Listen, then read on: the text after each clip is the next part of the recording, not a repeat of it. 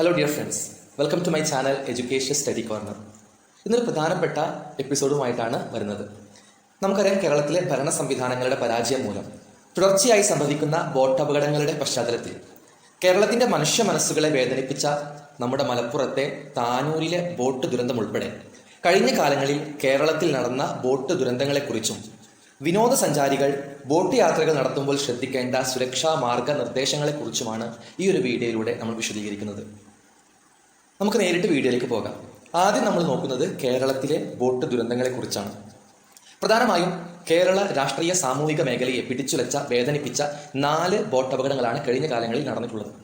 ഒന്ന് 2002 കുമരകം ബോട്ടപകടം, രണ്ടാമത്തത് 2007 തട്ടേക്കാട് ബോട്ട് ദുരന്തം, മൂന്നാമത്തത് 2009 തേക്കടി ബോട്ട് ദുരന്തം, നാലാമത്തത് മലപ്പുറത്തെ താനൂർ തൂവൽ തീരത്തുണ്ടായ ബോട്ട് ദുരന്തം.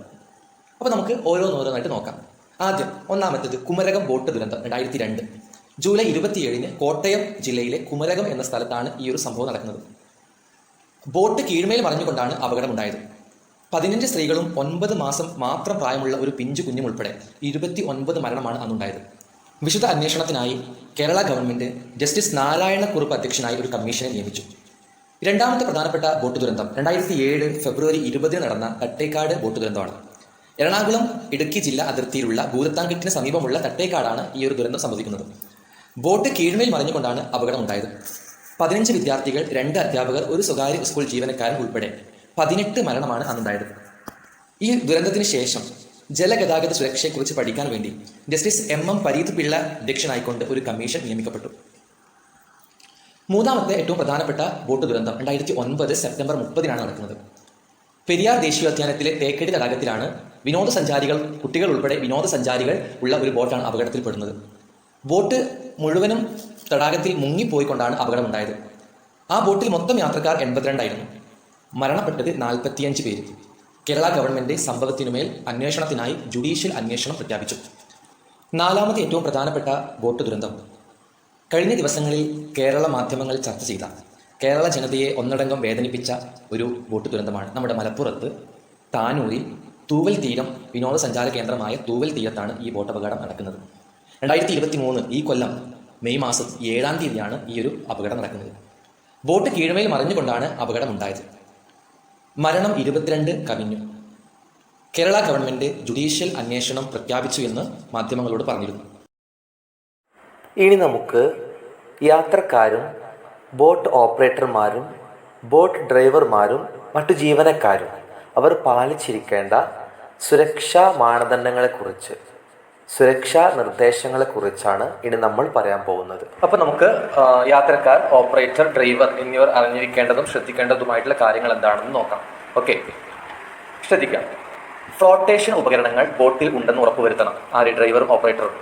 ലൈഫ് ജാക്കറ്റുകൾ വേണ്ടത്ര കരുതണം. സുരക്ഷാ നിർദ്ദേശങ്ങളെക്കുറിച്ച് യാത്രക്കാരുമായി ആശയവിനിമയം നടത്തണം. ബോട്ട് മുന്നോട്ട് പോകുന്ന സമയത്ത് മറ്റു ബോട്ടുകളെയും നീന്തൽക്കാരെയും ശ്രദ്ധിക്കുക. തീ പിടിക്കുന്ന ഉപകരണങ്ങൾ അഥവാ ഇൻഫ്ലേമബിൾ ഡിവൈസസ് എന്നിവയൊക്കെ സുരക്ഷിതമായിട്ടുള്ള സ്ഥലത്ത് സൂക്ഷിക്കുക. അഗ്നിശമന ഉപകരണങ്ങൾ ബോട്ടിൽ ഉറപ്പുവരുത്തുക. മദ്യപിച്ചുകൊണ്ട് ബോട്ട് ഡ്രൈവ് ചെയ്യരുത്. ഉയർന്ന വേഗതയിലും യാത്ര ചെയ്യാൻ പാടില്ല. ബോട്ടിൻ്റെ പരമാവധി ശേഷിയിൽ കൂടുതൽ യാത്രക്കാരെ ഒരു കാരണവശാലും കയറ്റാൻ പാടില്ല. കാലാവസ്ഥ പരിഗണിച്ചുകൊണ്ടായിരിക്കണം യാത്ര ചെയ്യേണ്ടത്. യാത്രക്കാർ ചെയ്യേണ്ട കാര്യങ്ങളൊക്കെയാണ് ഇനി പറയുന്നത്. യാത്രക്കാർ ശ്രദ്ധിക്കേണ്ട കാര്യങ്ങൾ: ഒന്ന്, ബോട്ട് ക്രൂ പറയുന്നത് ശ്രദ്ധിക്കുക, അഥവാ ബോട്ട് നിയന്ത്രിക്കുന്ന സ്രാങ്ക് പറയുന്നത് ശ്രദ്ധിക്കുക. ബോട്ടിൽ കയറി അഭ്യാസം കാണിക്കരുത്. നിയമങ്ങൾ കൃത്യമായി പാലിക്കുക. ബോട്ട് യാത്രക്കിടയിൽ പരസ്പരം യാത്രക്കാരോടോ ജീവനക്കാരോടോ കലഹിക്കാൻ പാടില്ല. ബോട്ടിനകത്ത് ശുചിത്വം പാലിക്കണം. ബോട്ട് പരമാവധി ആളുകളുമായി യാത്ര ചെയ്യുകയാണെങ്കിൽ ഇടയ്ക്ക് സീറ്റ് മാറിയിരിക്കുക, അങ്ങോട്ടും ഇങ്ങോട്ടും നടക്കുക എന്നിവ ചെയ്യാൻ പാടില്ല. ബോട്ടിനകത്ത് യാത്രക്കാർക്ക് അനുവദിച്ച സ്ഥലത്തിനപ്പുറത്തേക്ക് കടക്കാൻ പാടില്ല. ബോട്ടിൽ തൊഴിൽ ചെയ്യുന്ന ജീവനക്കാരെ അനാവശ്യമായി ശല്യപ്പെടുത്താനും പാടില്ല. ഇനി ബോട്ട് ഓപ്പറേറ്റർ ശ്രദ്ധിക്കേണ്ട കാര്യങ്ങളാണ്. ബോട്ട് ഉപയോഗിക്കുമ്പോൾ അതിന് സ്റ്റെബിലിറ്റി സർട്ടിഫിക്കറ്റും ലൈസൻസും ഉണ്ടെന്ന് ഉറപ്പാക്കുക. സ്ഫോടനാത്മകവും അപകടകരവുമായ വസ്തുക്കൾ ഒന്നും ബോട്ടിലേക്ക് അനുവദിക്കരുത്. പരമാവധി യാത്രക്കാരുടെ എണ്ണത്തിന് ആനുപാതികമായി ജീവനക്കാർ ഉണ്ടെന്ന് ഉറപ്പാക്കുക. ഓവർലോഡ് ഒരിക്കലും അനുവദിക്കരുത്.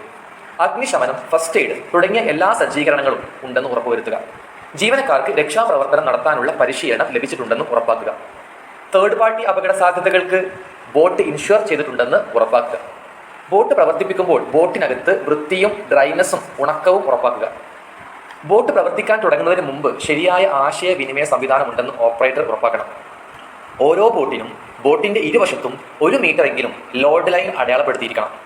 ബോട്ടിൻ്റെ 2 ഭാഗങ്ങളിലും മീറ്ററിലും ഡെസിമീറ്ററിലും സ്കെയിൽ അടയാളപ്പെടുത്തിയിരിക്കണം. ചെറിയ ബോട്ടുകൾക്ക് അതിൻ്റെ രജിസ്ട്രേഷൻ നമ്പർ ബോട്ടിൻ്റെ ഇരുവശത്തും ആളുകൾ കാണെ എഴുതി വച്ചിരിക്കണം. ഓരോ ചെറിയ ബോട്ടിനും അതിൻ്റെ രജിസ്ട്രേഷൻ നമ്പറോ ഉടമയുടെ പേരോ അല്ലെങ്കിൽ ഇവ രണ്ടും തന്നെ ബോട്ടിൻ്റെ പ്രകടമായ ഭാഗത്ത് വിശാലമായ ഒരു ബോർഡിൽ യാത്രക്കാർ കാണുന്ന രീതിയിൽ പ്രദർശിപ്പിച്ചിരിക്കണം.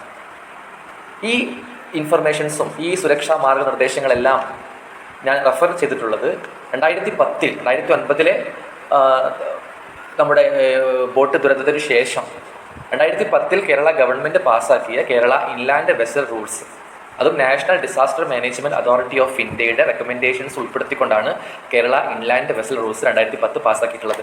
അപ്പോൾ അതിൽ പറയുന്ന കാര്യങ്ങളും national disaster management authority of India പൊതുവായിട്ട് പറയുന്ന സുരക്ഷാ ക്രമീകരണങ്ങളൊക്കെ ഉൾപ്പെടുത്തിക്കൊണ്ടാണ് ഈ ഒരു എപ്പിസോഡ് പൂർത്തിയാക്കിയിട്ടുള്ളത്. അപ്പോൾ എല്ലാവർക്കും ഉപകാരപ്പെട്ടു എന്ന് കരുതുന്നു. ഇഷ്ടപ്പെട്ടാൽ ലൈക്ക് ചെയ്യുക, പരമാവധി ആളുകളിലേക്ക് ഷെയർ ചെയ്യുക. ഇത് നമ്മുടെ ഭാവി തലമുറയ്ക്ക് ഒരു മുതൽക്കൂട്ടാവട്ടെ. Thank you.